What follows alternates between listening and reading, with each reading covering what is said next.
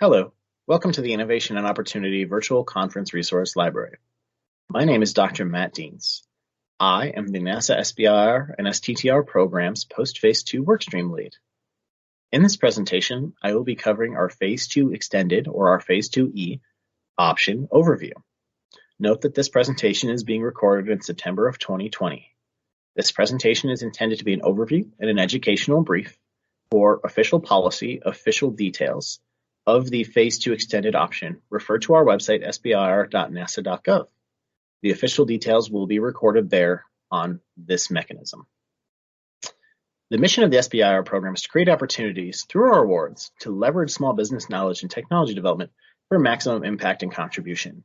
And our vision is to empower small businesses to deliver technological innovation that contributes to NASA missions, provides societal benefit, and grows the U.S. economy. In order to do that, we have a multiple phased approach, Phase 1, Phase 2, and Phase 3.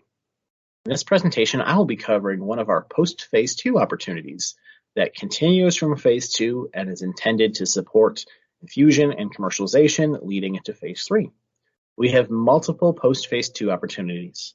In this resource library, I will also have a presentation covering the CCRPP mechanism. And at the Innovation and Opportunity Conference, we will discuss all of these. Note that at future times, we might have other mechanisms that are created, and these existing mechanisms may change from year to year or at specific times. Again, please refer to sbir.nasa.gov for the latest policy and the final details on each of these mechanisms at the specific time of interest. So the purpose of all of our post-Phase 2 mechanisms is to enable infusion and commercialization of our SBIR and STTR developed technologies. We want to transition these technologies to users and markets. We want to continue to mature these technologies to further development levels. And in some cases, we want to use our mechanisms to accelerate technologies to a near-term need. Now, to find those details I was talking about and find more on our post-Phase 2 initiatives, here is a view of our current SBIR and STTR website. Under About SBIR and STTR, please click the Post-Phase 2 Initiatives page button. You can see the Phase 2 Extended option details, as well as our other mechanisms, rules, and application requirements.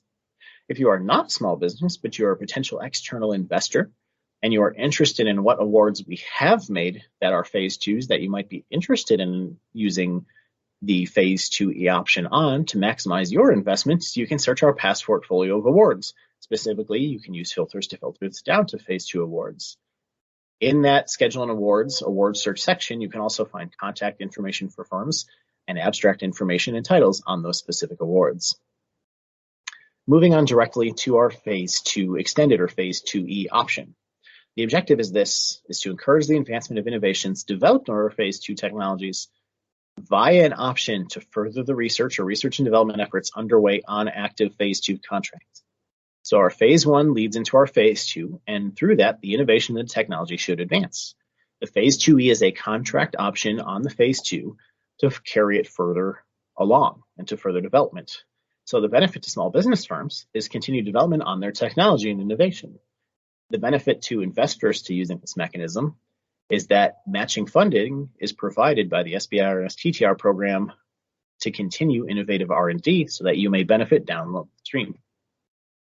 So how does the Phase 2E work? So I've already alluded to this. It involves external investors. So the small business has to propose on an existing Phase 2 contract. And in order to propose, you have to get outside investor funds. These can be a NASA program, another government agency, an external investor, or someone from the private sector. And then you will propose an application that takes those investor funds and matching funds from the SBIR and STTR program within certain limits and put those in your proposal. Now, specifics. So the Phase 2E is active to be proposed to on Phase 2 awards that came about from the 2016 solicitation onwards. So these are active Phase 2s who received their Phase 1 from our 2016 solicitation. At a minimum, $25,000 is required from non-SBIR STTR external investor funding, and our program will match up to $375,000 in one-to-one match. In the application, a firm can have more than $375,000 from external investors, and we have seen that before, but we will only match up to $375K.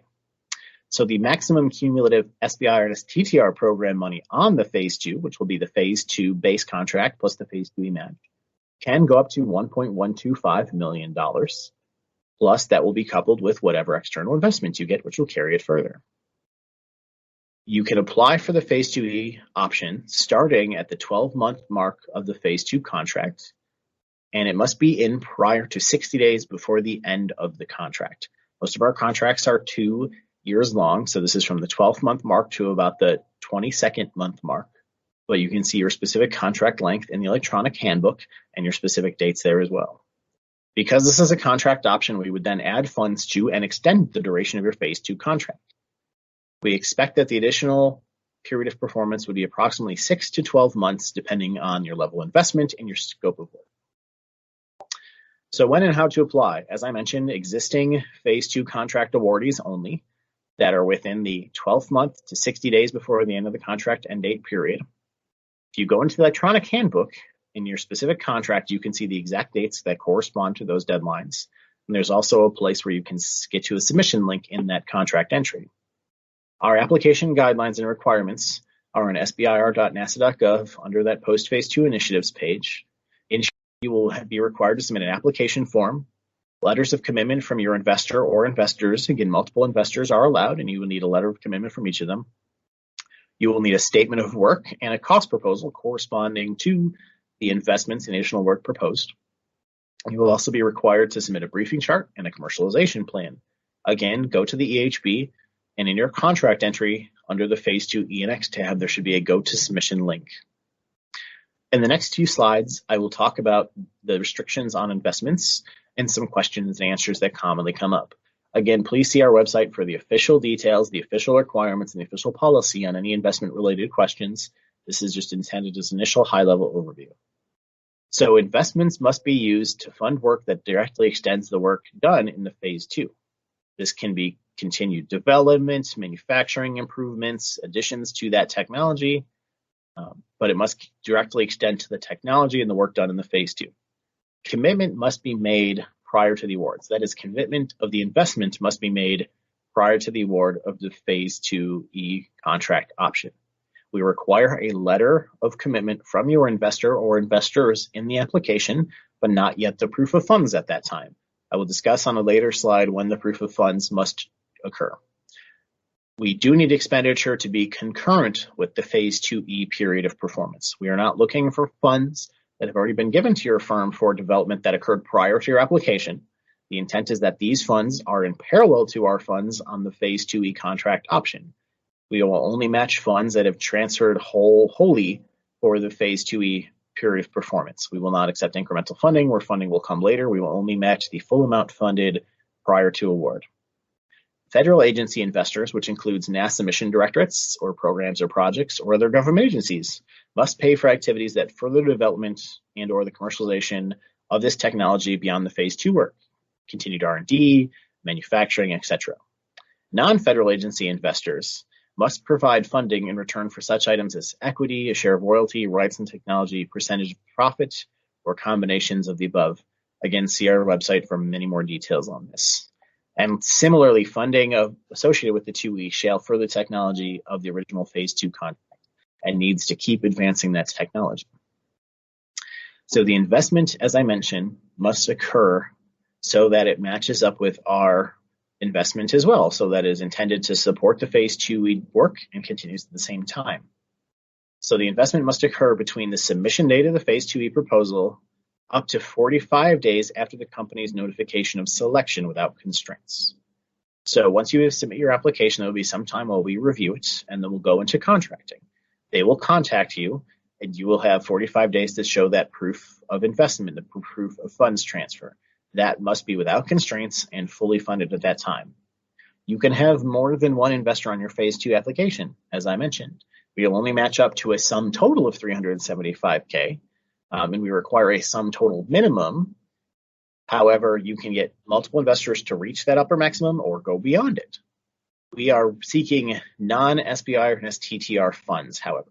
You cannot hold up another NASA SBIR STTR contract as third-party funds, as investor funds, and the funds cannot come from any other government agency's SBIR STTR program. It can come from a NASA program, or it can come from a government agency program, but it can't be an SBI or STTR program. Likewise, it can come from external investors. Effectively, we're looking for outside validation, third-party validation and interest in the technology. That's why it needs to come external to any SBI or STTR funding source. One common question is that a small business cannot contribute its own internal funds as part of a Phase 2E investment. Matching contributions must also be in funds.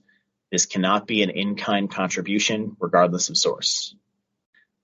A subcontractor will also not qualify as an external investor. If you have specific questions on a subcontractor and being needed or a certain facility being needed, please feel free to reach out to us via our contact information on the website, but note that we will not match investments that are paid back to the same company. We cannot have an investor say, I will give you $375K, but you will subcontract me $375K of the work. We will not match that. So a subcontractor will not qualify, and a subcontractor's investment will not qualify as that external investment for the one-to-one match. Purchases will also not be considered as an investment. A purchase may only represent a procurement need and not a desire to further the technology, and this mechanism is intended to continue to further the technology. For specifics on STTRs, the investments must be made in the small business. The investment cannot be made in the university partner. It is the expectation that the small business can and likely will subcontract some of those funds back to the university. And on our side, there is a required matching, so that investment can also be subcontracted back to the university. However, the original investment must go to the small business. Again, for many more details on information and restrictions on investors, please see our website, specifically section 1.5, under the post-Phase 2 mechanisms in the Phase 2E section. This covers other restrictions on family, shareholders, affiliates, etc. There's a lengthy Q&A there on specific situations. If your situation, your question is not addressed, please contact us via the contact information on that website. One other opportunity we wanted to make you aware of has to do with an outside investment as well. The NASA Flight Opportunities Project is interested in potentially participating as a post-Phase 2 investor. This can be a 2E or CCRPP application, specifically for the use of suborbital flight testing to help advance the development or the commercialization of your technology, if this type of testing is appropriate to your technology development. This is not an offer offered through the SBIR STTR program. This is from another NASA program. So please see their website. The link is listed here below. That's the Flight Opportunities Program.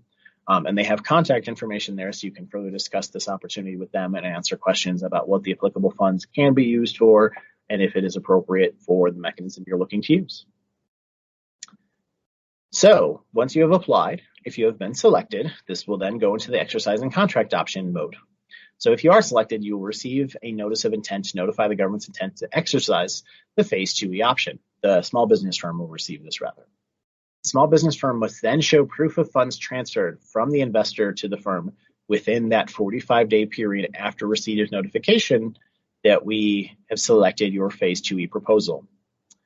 If you are not able to receive those funds or the full funds within the 45 days, the option will expire.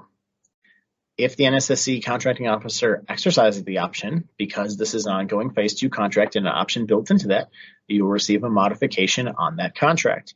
It will specifically identify the option period of performance and the new contract amount. If the investment is from a government agency, NASA, or external to a NASA, those funds also need to be transferred to the firm at that time.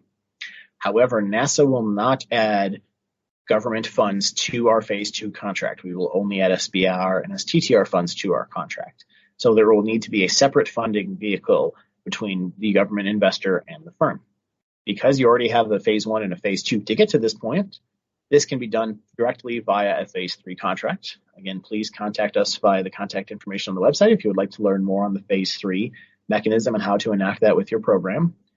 Or if you already have an ongoing contract with a NASA project program or other government agency, we can also use funds from that. However, again, this must be co-spent money. So this would need to be a modification on that contract, or if there's a new task being enacted on that contract, to transfer these funds for this express purpose. It can be done that way. So you can use an ongoing contract with a mod or a task, or it can be via a new Phase 3. With that, again, please visit our website if you have any more questions. You can contact the help desk or the other contact information listed on our website.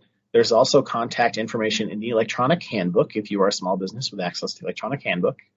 Additionally, you can sign up for our newsletter on our website so you can receive additional information on forthcoming post-phase 2 mechanisms. And please see our website for more information on post-phase 2 mechanisms. Thank you for listening to this presentation. Again, this is being recorded in September of 2020. This was intended as an educational introduction and overview. Please see the official language on our website for the official details on the application requirements and restrictions.